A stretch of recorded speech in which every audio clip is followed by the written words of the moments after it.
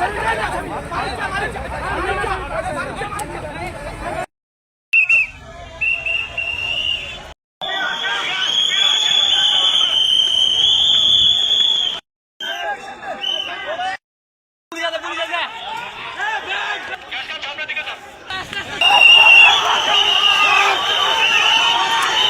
ঘটনার স্থিতিতে ছিলাম, যে শিশু ধর্ষণের কথা বলা হচ্ছিল, ওই ব্যাপারটা আমরা পরে কথা বলি।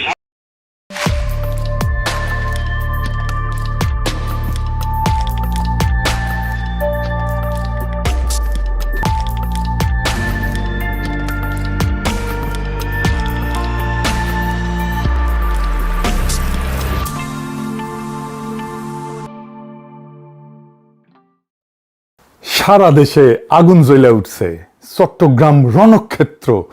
কারণ একের পর এক শিশু ধর্ষণের খবর আসতেছে।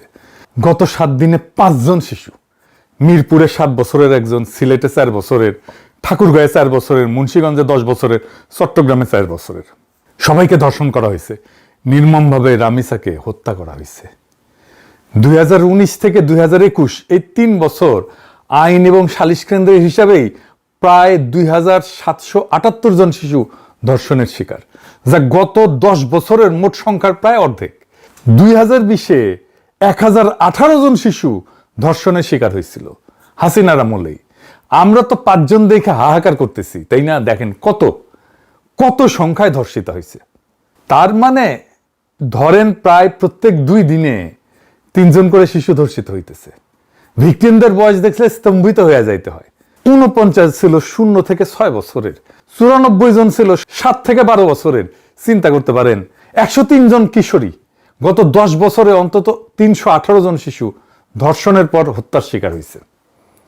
হাসিনা মায়া কান্না করতেছে, ওর নাকি খুব কষ্ট হইতেছে, ওর আমলে সবচেয়ে বেশি হয়েছে।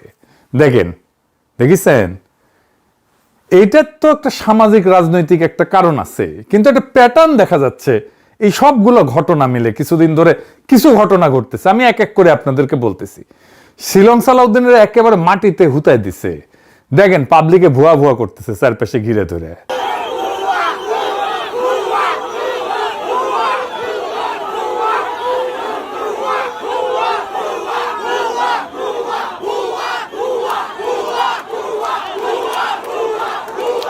দেখেছেন, একজন স্বরাষ্ট্রমন্ত্রী যে 3 মাস আগে দায়িত্ব নিছে, যে কিনা ডিফ্যাক্টো প্রাইম মিনিস্টার, যে কিনা একজন বিশিষ্ট ইন্ডিয়ান মাল, তারই অবস্থা জ্ঞান।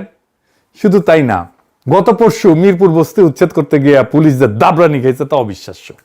ঊর্ধ্বশ্বাসে দৌড়াইতেছে পুলিশ আর পাবলিকে পিটাইতেছে।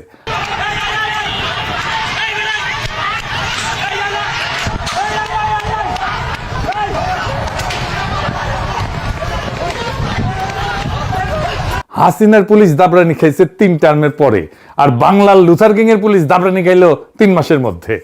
রামিসার হত্যাকাণ্ডের বিচারের দাবিতে সারা দেশে হইতেছে বিক্ষোভ। দেখেছেন,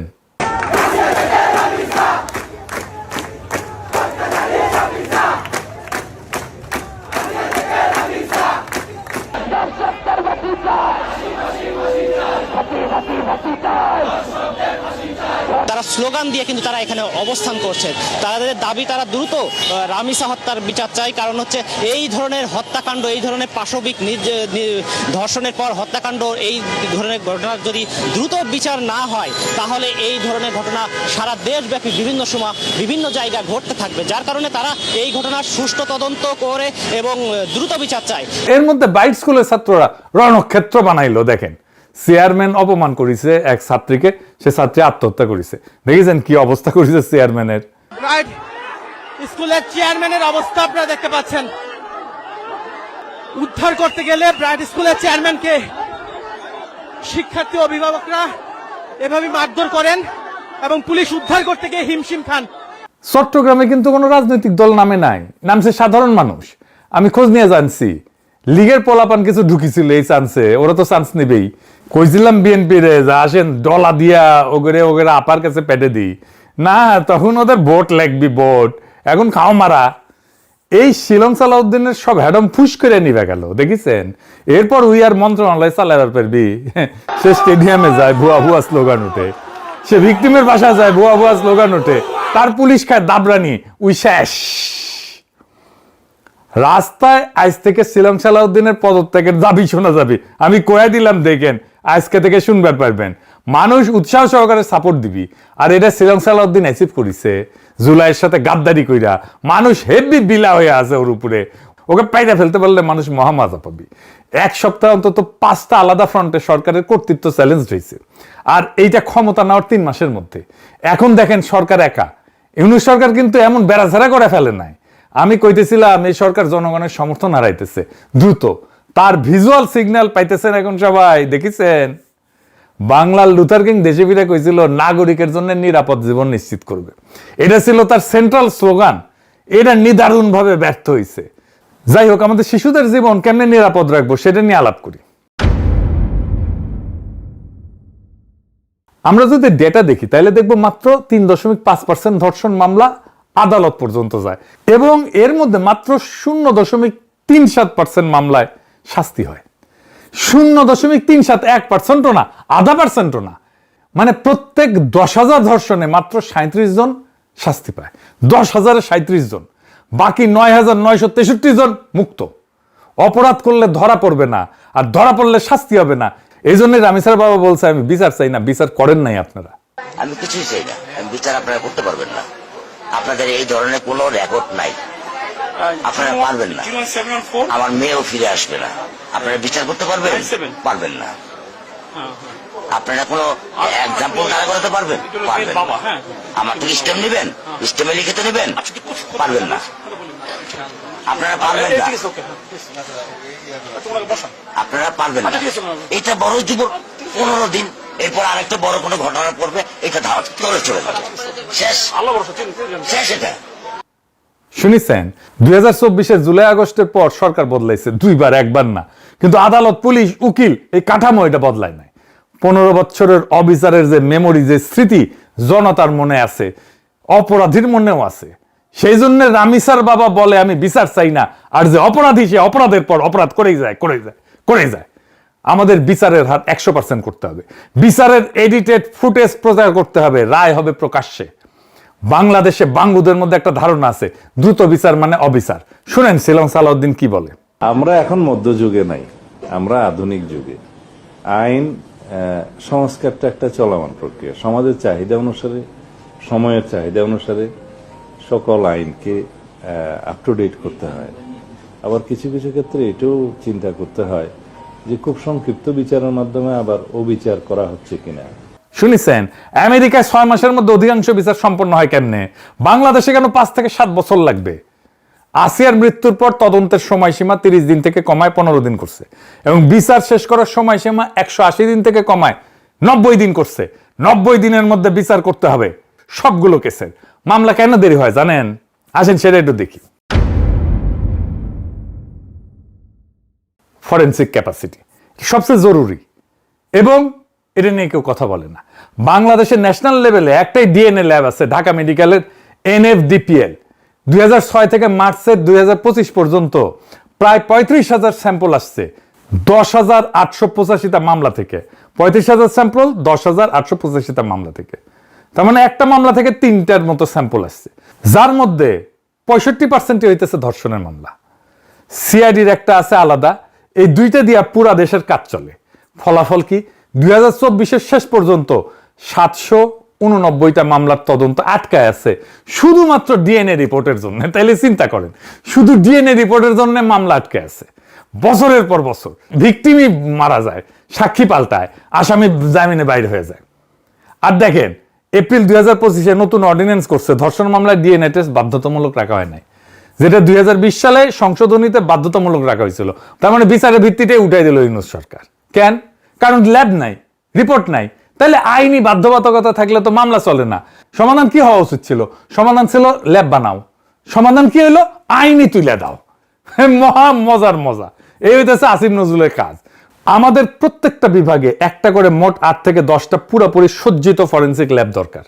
15 দিনের মধ্যে ডিএনএ রিপোর্ট আসতে হবে। আর কি করতে হবে? জাতীয় সেক্স অফেন্ডার রেজিস্ট্রি করতে হবে। যাদের শাস্তি পায়, যে সমস্ত অপরাধী, ওরা পাবলিক ডেটাবেজে ওদের নাম, ছবি, ঠিকানা, অপরাধের ধরন এগুলো সব থাকবে। স্কুলে চাকরি দিতে গেলে, মাদ্রাসায় হুজুর রাখতে গেলে, গৃহশিক্ষক রাখতে গেলে, বাসা ভাড়া দিতে গেলে, এতিমখানায় কেয়ারটেকার রাখতে গেলে, দারোয়ান রাখতে গেলে চেক করা যাবে। ইন্ডিয়ায় আছে এনএসডিও বলে, আমেরিকায় আছে, আমাদের কেন থাকবে না? আর একটা জিনিস, শিশুদের উপরে যারা যৌন নির্যাতন করে তারা ভিকটিমের পরিচিত, বাসায় অ্যাক্সেস আছে, বা শিশু চেনে এমন কেউ, এটা সামলানোর জন্য কি করা লাগবে? অপরাধীর পরিবারকে পাবলিক করে দিতে হবে। অপরাধ নিশ্চিত হবে, পরিবারকে পাবলিক করে দিতে হবে, ভিকটিমকে না। দেখেন এখন কি হয়, গ্রামে 4 বছরের মেয়ে ধর্ষিতা হয়েছে, মেয়ের পরিবার গ্রাম ছেড়ে পলায়, মেয়ে স্কুল বদলায়, নাম বদলায়, ছোট বোনের বিয়ে আটকায়, বাবা মসজিদে যাইতে পারে না, ধর্ষক সে গ্রামে থাকে। তার পোলা একটা স্কুলে পড়ে, তার মেয়ের বিয়া হয়, পোলার বিয়া হয়, জীবন চলে। এটা কোনো অ্যাক্সিডেন্ট না, দুর্ঘটনা না, এটা একটা সিস্টেম। ইজ্জতের দাম দেয় ভিকটিম, ধর্ষক না। তাই ধর্ষকের পরিবার তাকে আগলায়, ঘুষ দেয়, মীমাংসা করায়, সাক্ষীকে চাপ দেয়, কারণ পরিবারের এখানে কোনো ক্ষতি নাই। এই পরিবারের ক্ষতি বসান, পরিবারের ক্ষতি বসান। অপরাধ নিশ্চিত হইলে, শাস্তি হইলে ধর্ষকের নাম, ছবি, ঠিকানা পাড়ার মোড়ে বোর্ডে বোর্ডে টাঙাই দিতে হবে। 10 বছর ধরে থাকবে ওখানে, বাবার নাম, ভাইয়ের নাম, পোলার নাম সব, মায়ের নাম সব। পোলার স্কুলে নোটিশ যাবে ওর বাপ ধর্ষক, ভাইয়ের অফিসে নোটিশ যাবে যে ওর ভাই ধর্ষক। ওয়েবসাইটে সার্চ দিলে প্রথমেই আসবে এইটা, ধর্ষকের পুরা পরিবার মানুষ জানবে এইটা ধর্ষক পরিবার। গ্রামে যেমন ডাকাত পরিবার থাকে না, এরকম ধর্ষক পরিবার থাকবে পাড়ায়, আমরা জানবো যে এই হচ্ছে ধর্ষক পরিবার। এতে কি হবে? 3টা কাজ হবে। 1, পরিবার নিজেই পাহারা দিবে তখন এরকম কারো খেসলত থাকলে। 2, লজ্জা এটা উল্টায় যাবে, এখন লজ্জা যায় নিচের দিকে মেয়ের শরীরে, মেয়ের পরিবারে, এখন যাবে উপরের দিকে ধর্ষকের পরিবারে। 3 নাম্বার, ভিকটিম মাথা তুলে হাঁটবে, ধর্ষকের বাবা মসজিদে যাইতে পারবে না। বাংলাদেশে শিশু ধর্ষণের সমস্যা আইনের না, সমাজের। আইন আছে, কড়া আইন আছে, কাজ করে না কেন? কারণ সমাজ ধর্ষককে আগলায় রাখে, পরিবার ধর্ষককে আগলায় রাখে। সমাজ আগলায় কেন? কারণ আগলানোয় সমাজের কোনো নিজের খরচা নাই তো, সমস্যা নাই তো, খরচা বসান ওইখানে। ধর্ষকের পরিবারকে ধরেন, বংশকে ধরেন, পাড়াকে ধরেন, সবাইকে দায়ী করেন। এটা কোনো নতুন বুদ্ধি না, এটা জুডোর প্র্যাকটিস। প্রতিপক্ষের জোরই প্রতিপক্ষের বিরুদ্ধে ফেরায় দেওয়া। এই সমাজের জোর কোথায়? সম্মান একলার না তো, গোটা বংশের। লজ্জা একলার না, গোটা পরিবারের। তাইলে অপরাধের দায় কালেকটিভ হোক। যেই সমাজে সব ভাগাভাগি, সেই সমাজের দায়ও ভাগাভাগি করতে হবে। এটা ছাড়া অপরাধ কোনোদিন থামবে না। আমাদের শিশুদের রক্ষা করার জন্য এর চাইতে উত্তম কোনো পথ নাই, এই পথ গ্রহণ করতে হবে। আর এই অপদার্থ স্বরাষ্ট্রমন্ত্রী ইন্ডিয়ান মাল শিলং সালাউদ্দিনকে বরখাস্ত করতে হবে। ইনকিলাব জিন্দাবাদ।